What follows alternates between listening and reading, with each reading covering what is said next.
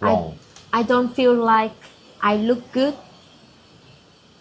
in wearing a hat. Yes. I don't feel like I look good in wearing a hat. You've made the same mistake again. Okay. I don't feel like I look good in a hat. Or I don't feel I look good when I wear a hat. Yeah. With the head nod as well.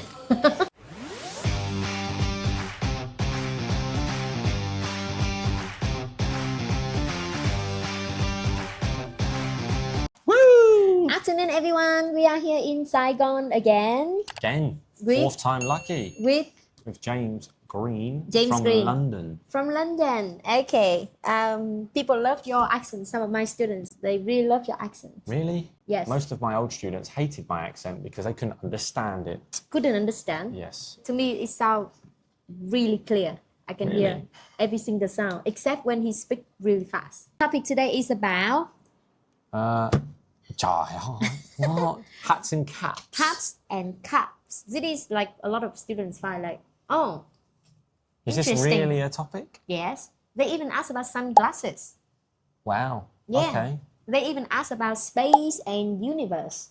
So they Yeah, can but ask space you and universe is very broad. Hats and caps is very specific. very specific. They even ask about handwriting. What if you don't know what a hat is? Oh, student know what does a hat What's a mean? famous hat in Vietnam? Beanie? No, beanie from England. What is a famous hat Conical in... hat. Thank you. Conical hat with a golden star. And in Vietnamese? And Independence Day, people wear it everywhere, every corners. What's the name in Vietnamese? Nón lá. Non la. Okay. And then if you play basketball or baseball, then we have a baseball hat. In England, I really love the beanie. They don't wear it for basketball. It's called a baseball hat. Baseball cap. Because Baseball. it's for baseball. Okay, Not basketball. Okay. They are very different. okay, baseball cap. Yeah. Shall we crack on then? Should we? Yeah, we should. Question number one. As usual, I will be the IELTS examiner and Charlotte will be the candidate. And I will correct her many, many times. On the spot. No, not on the spot. After. After. If I do it on the spot, it'll put you off. Okay. We'll start with question number one. What is the topic about? Hats and caps. Thank you. Or caps and hats. Okay. So is wearing hats popular in your country? I would say so. I mean, like traditionally, we have conical hat, which went back to thousands of years ago. Traditionally, farmers will wear conical hat to protect their head from the sun. So it's a symbol of our culture, Vietnamese culture. And now it's become a symbol of fashion as well and a symbol of identity as well. Whenever people wear conical hats, you know they are Vietnamese.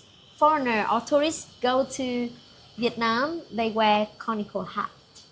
And for young people, they wear cap to make them feel more fashionable. So yeah, it's a very fashionable item and popular all over the country.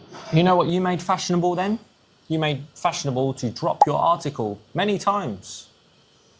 What do you mean, like repetition? People wear conical hat. People wear a conical hat. People wear a conical hat. Yeah, you dropped article numerous times. Okay. People wear a conical hat. We have conical hat. I say hats. You didn't. Okay, I'm sorry. Pronunciation was wrong. You can rewatch the video and check. Okay. But in my eyes, there was a lack of S pronunciation and a lack of articles. Okay, thank you very much. Right, let's go with a nice easy question, Charlotte. This one's about you, about your opinion. Do you like to wear hats? I love wearing a hat, although I don't feel like I look good in wearing a hat, but recently I love wearing a cap, like a fashionable cap. I had one cap that I bought in Bali when I traveled there, and they had the saying like I love Bali, and I really like it. It makes me I feel like when people wear a cap, they look more cool, look very young, and look very trendy. So yes, I love wearing it, but I only have one cap at the moment, baseball cap. So you went to Bali as a tourist and you bought an I Love Bali hat. Yes. So cliche. people do that. I know, so cliche. Okay. You said, I don't feel like I look good in wearing a hat. I don't look good in hat. I don't feel like I look good in a hat. In a hat. I don't feel like I look good when I wear a hat. When I But don't not, feel. I don't feel like I look good in wearing a hat. I don't. Wrong. I don't feel like I look good in wearing in a hat. Yes. I don't feel like I look good in wearing a hat. You've made the same mistake again. Okay. I don't feel like I look good in a hat. Or I don't feel I look good when I wear a hat. With the head nod as well. Just for the emphasis. All right, let's go on to question number 3. I think you've already answered this, but we're going to have to go loop back to it. What kind of hats do you have? Well, as I previously mentioned, I only have one baseball cap, which I bought back to the trip in Bali 3 years ago. I think in 2021. No, actually 2022. And I absolutely love it. And I would love to buy more. I want to have a beanie because it looks so cool to protect your head in winter on a freezing days. And Days or day? Freezing days. On a freezing days On or a- on a freezing day? On a freezing day, and I would love to buy it in England, which hopefully I will visit London by the end of this year during By Christmas. the end of this year, yeah, good luck. Hope your pockets are deep. She needs more students for that. Yeah. All right, let's have a look here. I bought back to the trip. Which I bought back from the trip. Yeah. You said to the trip. Did I? Yes. Okay, thank you. If you don't believe me, you can look through the recording. Thank you for being nitpicking. I believe that it makes me to become a better teacher. We'll see. So we're going to ask you another boring question about hats. Where do you like to buy your hats? I would love to buy a hat from Nike store or Adidas because they have some fashionable hats that I love, or from Calvin Klein, which looks really cool. I love them. So if I want to buy, I would go to those stores to buy. I don't really have the habit to buy online when it comes to clothes or hats, you know what I mean? Because I want to like really put it on and to see how I look, whether I look good in a hat or not. So the question was, where do you like to buy, not where would you like to buy? You answered using where would you, not where do you like.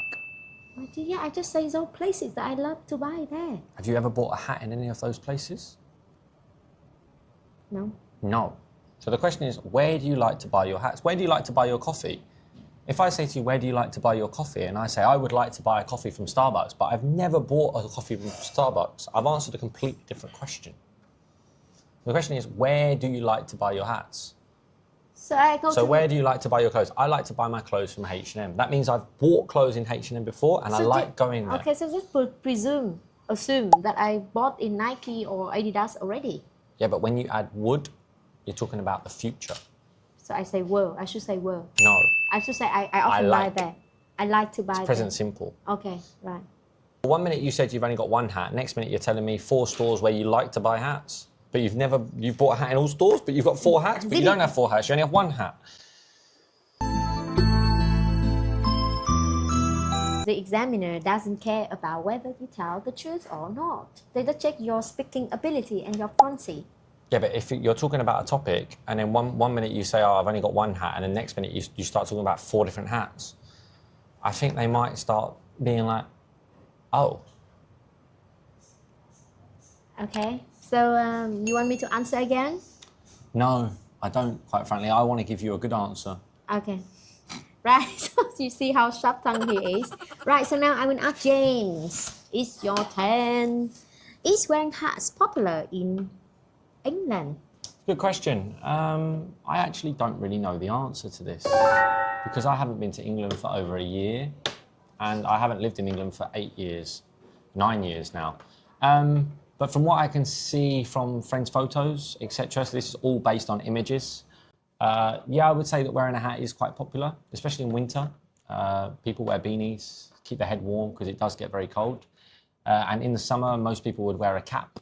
I am from England and I love to wear a cap. Maybe twice a week I'll wear a cap just because I can't be bothered to do my hair, or I just feel like I just want to hide from people. I'll put my cap on. But yeah, I would say, especially in the winter when it's cold, people would wear a hat, a scarf and gloves. Some people wear matching, some people don't. But yeah, I'd say it's fairly popular, but it depends on the area. You know, sometimes it's for fashionable reasons, sometimes it's for practical reasons. You mentioned like when they do matching. What do you mean? Like no, they match the hat, the scarf, and the so like to have a good mix and match. It's a kind of accessory. They match the pattern. So you can buy like a set of like the gloves, scarf, and hat, like matching. Right. That's what you mean. It looks stupid, but people, when you're young, you do it. I did. Okay.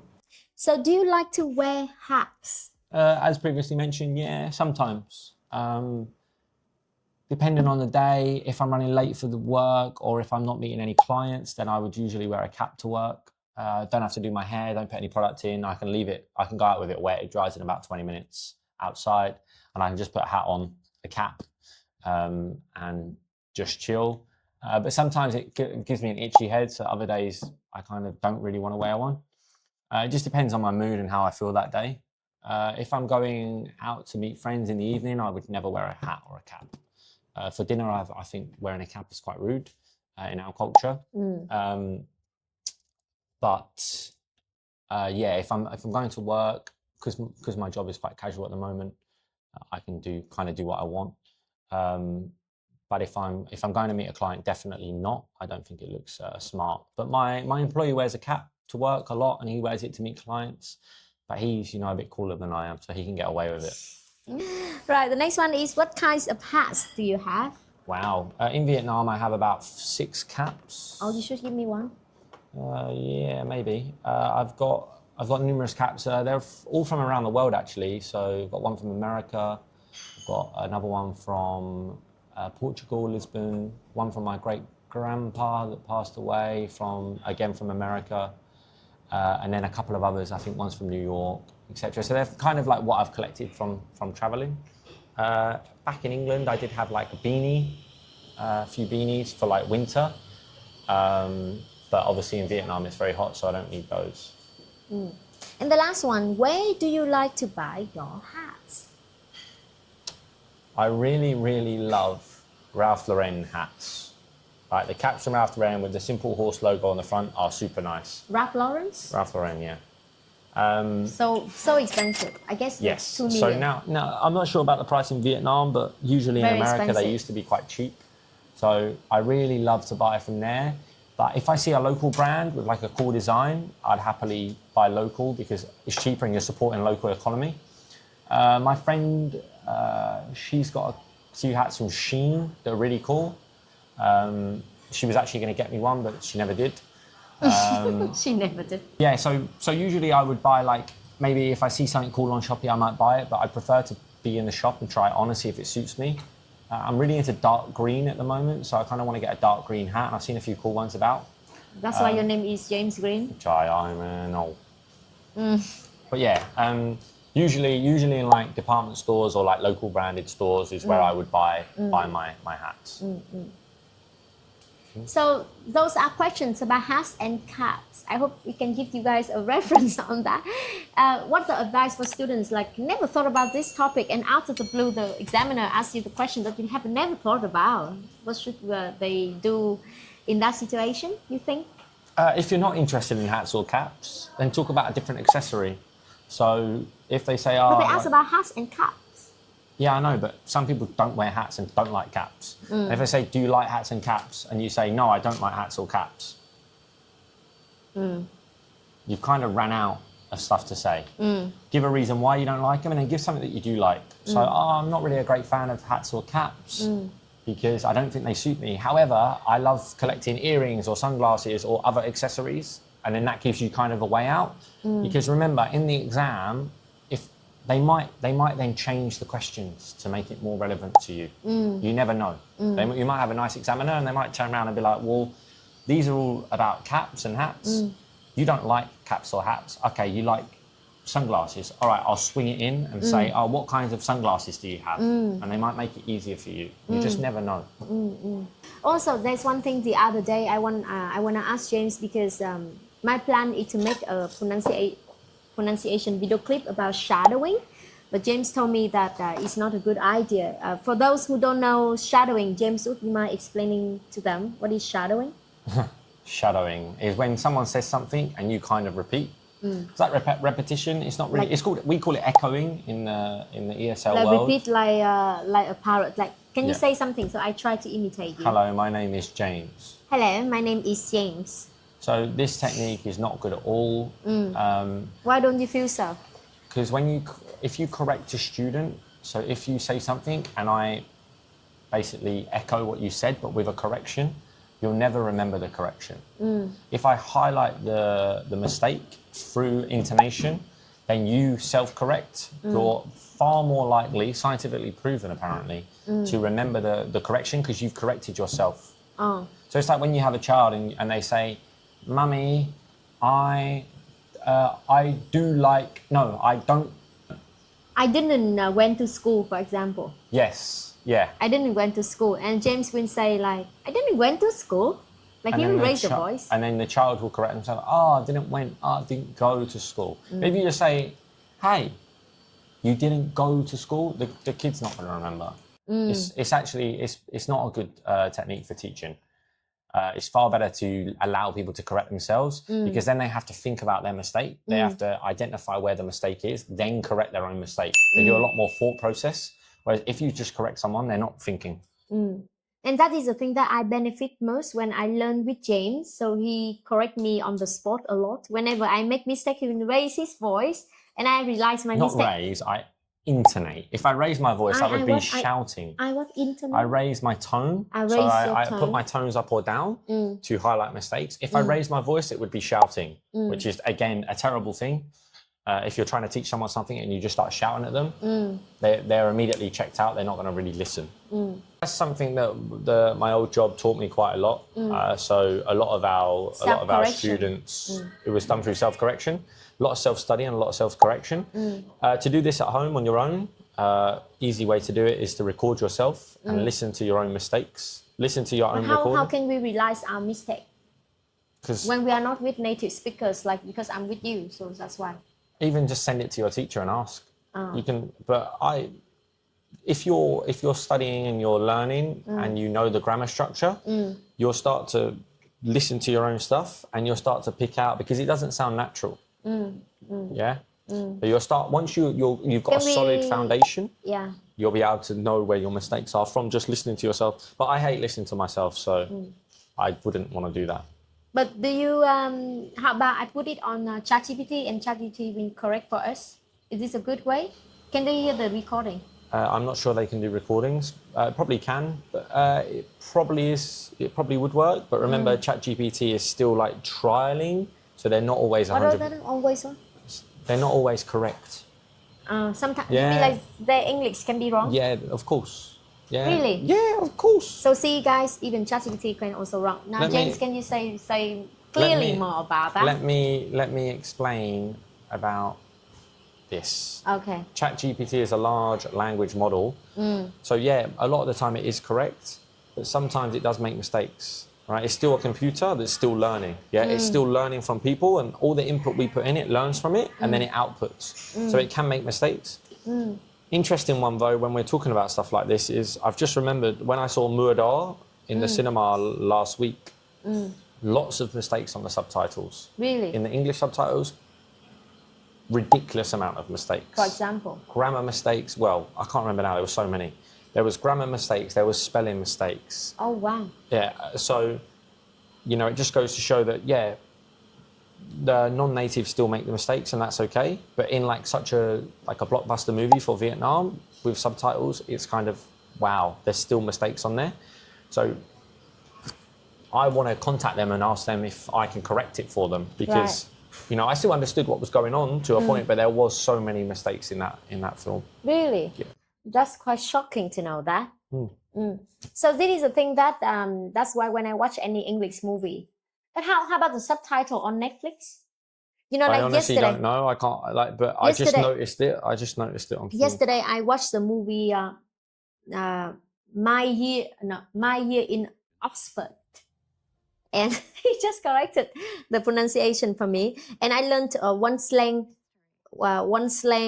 in English that the main actor say. So he say, "Oh my God, you're so right. Moment on the lips, lifetime on the hip." This is a slang. Moment on the lips, lifetime on the hip.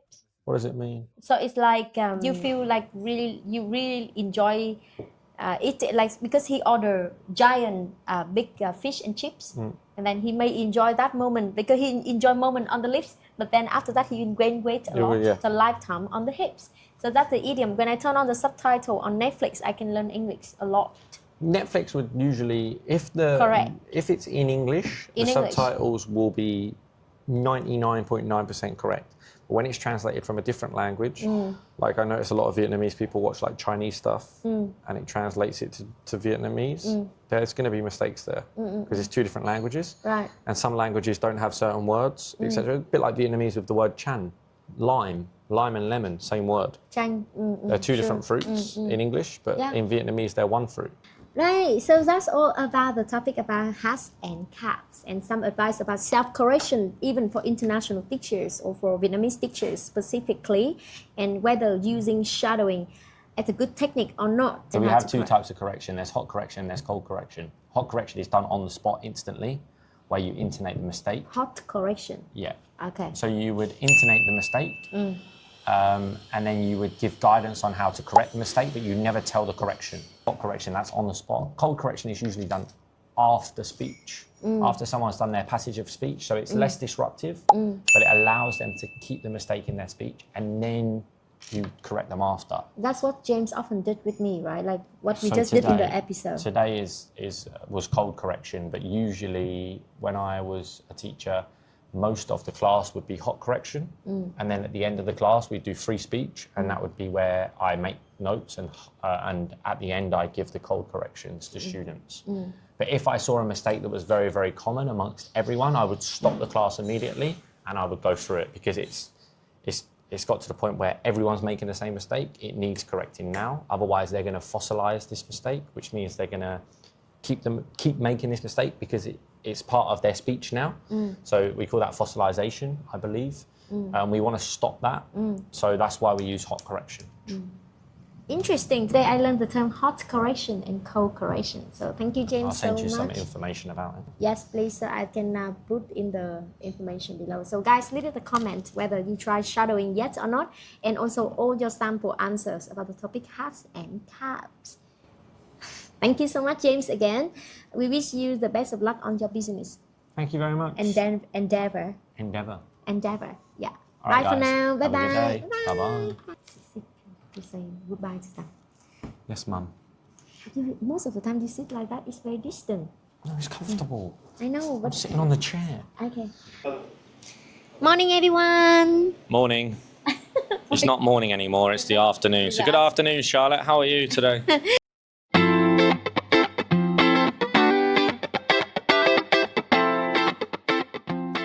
No extremes, we have no earthquakes, we have no volcanoes, we have no big thunderstorm. Where you have Belfast, actually the of Ireland is still controlled by Britain of Northern Ireland. Yeah. It's a little bit colder up there because it's that Wexford, which is about 100.